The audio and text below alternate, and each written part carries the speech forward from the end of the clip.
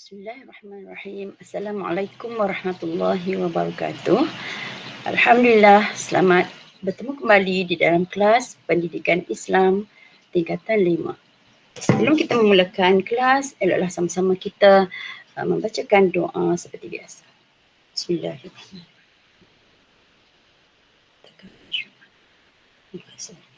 Ya Rahman. Rabbi shrah li sadri wa yassir amri wahlul 'uqdatam. Untuk hari ini, kita akan mempelajari pelajaran 18 di bidang akhlak Islamiah, iaitu tawaduk menzahirkan penyucian jiwa. Baiklah, untuk tajuk ini terdapat beberapa objektif yang perlu dicapai oleh kamu. Antaranya yang pertama ialah kamu dapat menyebut maksud dan dalil nakli sifat tawaduk.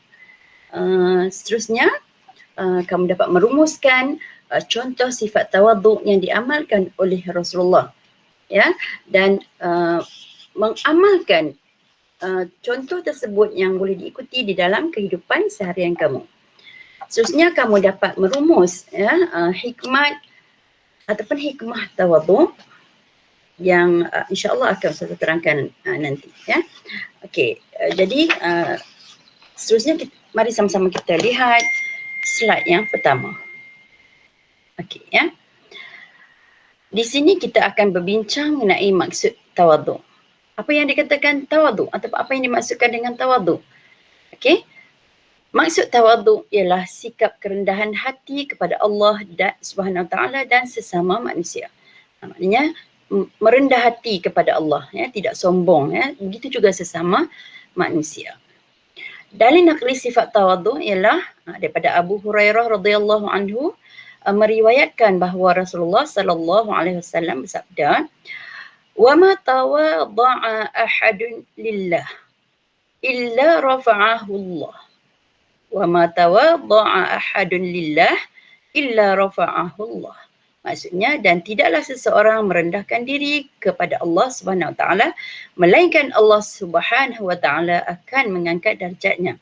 Hadis riwayat Muslim. Baik, daripada Ayad bin Himar radhiyallahu anhu.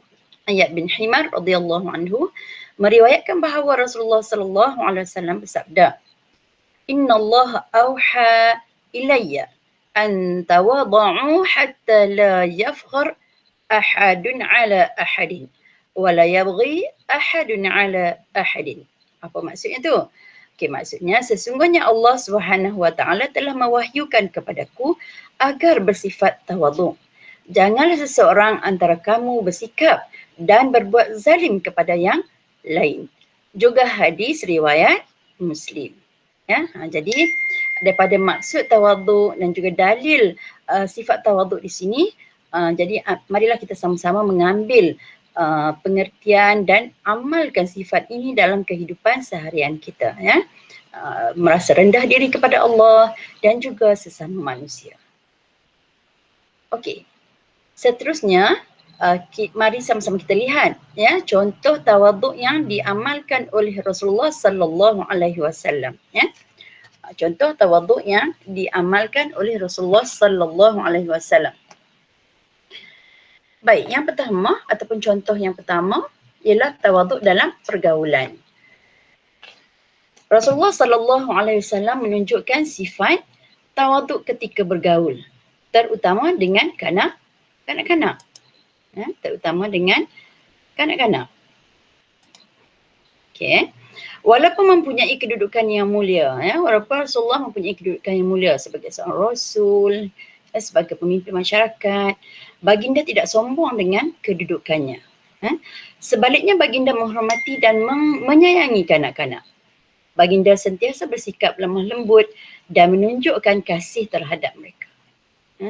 Anas bin Malik radhiyallahu anhu meriwayatkan bahawa Rasulullah sallallahu alaihi wasallam selalu menyantuni kanak-kanak dengan mendahulukan ucapan salam ketika bertemu dan membelai rambut mereka dengan perasaan kasih sayang. Jadi Rasulullah sendiri seorang yang sangat mulia, begitu kasih terhadap kanak-kanak, ya, mendahulukan ucapan salam, ketika bertemu dengan mereka, usap atau belai rambut mereka. Jadi kita boleh ambil contoh yang Rasulullah tunjuk ni sebagai salah satu contoh sifat tawaduk. Merendah diri kan sesama manusia. Dengan budak kecil kan Rasulullah begitu sayang memberi salam. Jadi kita pun boleh mengambil sunnah Rasulullah ni. Jadi apa saja yang dilakukan oleh Rasulullah merupakan sunnahnya. Jadi kalau kita buat mencontohi akhlak ataupun perbuatan Rasulullah, dan secara tak langsung kita mendapat pahala sunnah. Okey. Terutama anak-anak yatim. Seterusnya contoh yang kedua yang ditunjuk oleh Rasulullah ialah tawaduk dalam kehidupan berumah tangga. Okey. Baik, Rasulullah sallallahu alaihi wasallam menunjukkan sifat tawaduk ketika bersama-sama dengan keluarga. Baginda bersama-sama membantu isteri melayani keluarga dan menguruskan rumah tangga. Ini bukan bermakna isteri-isteri Rasulullah tu sebagai queen control. Kita tak boleh sebut macam tu. Ini adalah satu contoh yang mana Rasulullah walaupun dia suami, walaupun dia seorang Rasul, pemimpin lagi dalam masyarakat, tetapi dia merendah diri, bersifat tawaduk. Sifat tawaduk dia tu menyebabkan dia membantu, akan membuang ego sebagai seorang manusia. Okey. Baik. Urwah bin Zubair radhiyallahu anhu berkata, seseorang bertanya kepada Sayyidatina Aisyah radhiyallahu anha, adakah Rasulullah sallallahu alaihi wasallam bekerja di dalam rumah baginda? Lalu Sayyidatina Aisyah radhiyallahu anha menjawab, Rasulullah sallallahu alaihi wasallam menampas selipar, menjahit pakaian dan melaksanakan tanggungjawab dalam rumah tangga seperti mana yang dilakukan oleh orang lain. Hadis riwayat Ahmad. Ini menunjukkan Rasulullah tidak kekok dalam membantu isteri. Contoh menjahit selipar dia, walaupun selipar dah koyak, dia ambil selipar dia jahit, tak minta tolong isteri pun. Pakaian yang koyak dia jahit sendiri. Itu menunjukkan apa? Menunjukkan Rasulullah tidak ego, bersifat tawaduk. Dia sentiasa merendah diri. Walaupun kedudukannya kita tahu seorang Rasul. Okey, baik. Seterusnya kita tengok contoh yang ketiga yang dibawa oleh Rasulullah sallallahu alaihi wasallam, iaitu tawaduk ketika makan dan minum. Rasulullah sallallahu alaihi wasallam menunjukkan sifat tawaduk ketika makan dan minum. Jadi kita boleh mencontohi apa yang baginda lakukan. Baginda tidak pernah mencela makanan yang disediakan untuk baginda. Contoh masin ke, tak sedap ke, kan? Apa lagi? Yalah, macam-macam lah komen ni kan. Komen bila kita makan, tak kira lah makan di kedai ataupun di rumah sendiri ataupun di rumah kenduri. Okey, jika baginda menyukai makanan tersebut, baginda akan memakannya. Itu Rasulullah buat macam mana dia makan kalau dia suka. Tetapi jika baginda tidak menyukai makanan tersebut, baginda akan meninggalkannya. Maknanya Rasulullah tak makan. Tetapi dia tak cakap, dia tak zahir. Baginda tidak menzahirkan perasaannya, sebaliknya hanya berdiam. Mungkin makanan itu tak sesuai dengan dia. Jadi dia tak menzahirkan rasa tak suka dan sebagainya, tetapi dia tak makan, dia tak sentuh. Jadi isterinya ataupun orang yang sahabat-sahabat fahamlah dengan tindakan Rasulullah tu. Jadi kita boleh ambil contoh yang tadi, yang sebelum ni, tawaduk Rasulullah dalam rumah tangga. Kita apabila kita berada dalam rumah tangga, kita ambil contoh dan kita amalkan dalam kehidupan seharian. Begitu juga ketika kita makan dan minum. Okey. Baik, seterusnya kita pergi kepada hikmah tawaduk. Yang objektif yang ketiga, kamu dapat menerangkan hikmah tawaduk itu sendiri. Baik, yang pertama ialah dapat membentuk insan yang bertakwa. Jika kita bersifat tawaduk ni, kita dapat membentuk insan yang bertakwa kerana sentiasa mengamalkan sifat mahmudah. Sifat mahmudah tu maksudnya apa? Ya, betul, sifat yang mulia, pandai. Sifat yang mulia. Jadi dengan adanya sifat tawaduk ni, kita dapat membentuk sifat menjadi insan yang bertakwa, sebab selalu mengamalkan sifat yang baik. Baik, yang kedua, dikasihi masyarakat kerana tidak bersikap sombong. Jadi kita tengok Rasulullah bagaimana sikap dia terhadap kanak-kanak, kan bagaimana sikap baginda terhadap dalam pergaulan dalam rumah tangga. Jadi ini menunjukkan baginda tidak sombong. Jadi kalau kita juga tidak sombong, masyarakat akan suka. Yang ketiga, membentuk keluarga yang harmoni kerana saling hormat menghormati antara satu sama lain. Ya, apabila ada masing-masing saling hormat menghormati, keluarga pun aman, damai, tidak ada pergaduhan ataupun perbalahan. Okey. Seterusnya yang keempat, mendapat kedudukan yang mulia di sisi Allah kerana sentiasa bersyukur. Orang yang bertawaduk ni, ada sifat tawaduk ni, merendah diri sentiasa bersyukur. Bersyukur ni apa? Berterima kasih kepada Allah atas sesuatu ni, nikmat yang telah Allah kurniakan ataupun Allah beri. Okey. Dan yang kelima ialah membudayakan sikap merendah diri demi kepentingan Islam. Jadi kita budayakan sifat rendah diri itu dalam demi kepentingan Islam, maksudnya apabila orang melihat masyarakat Islam mempunyai sifat tawaduk, mereka akan hormat. Baik.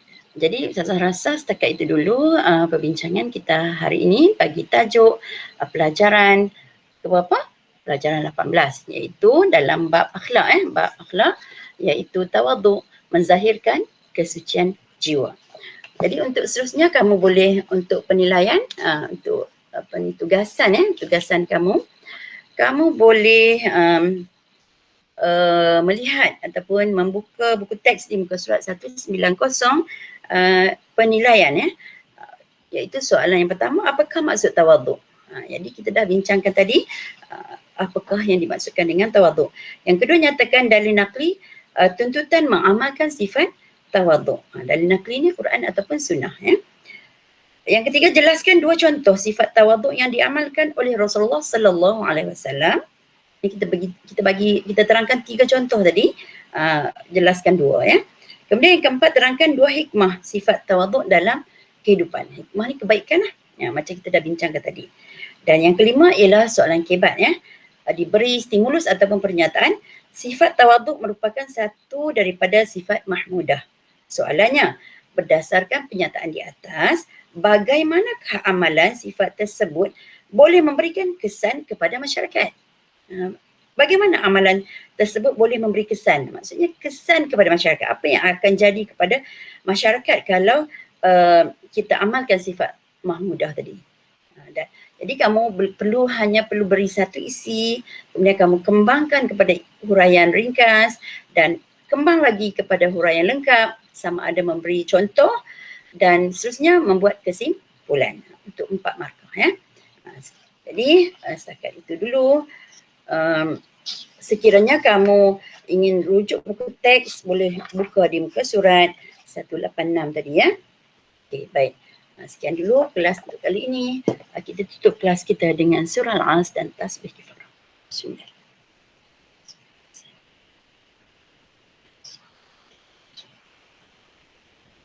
Sekian, wabillahi taufiq wa hidayah. Assalamualaikum warahmatullahi wabarakatuh.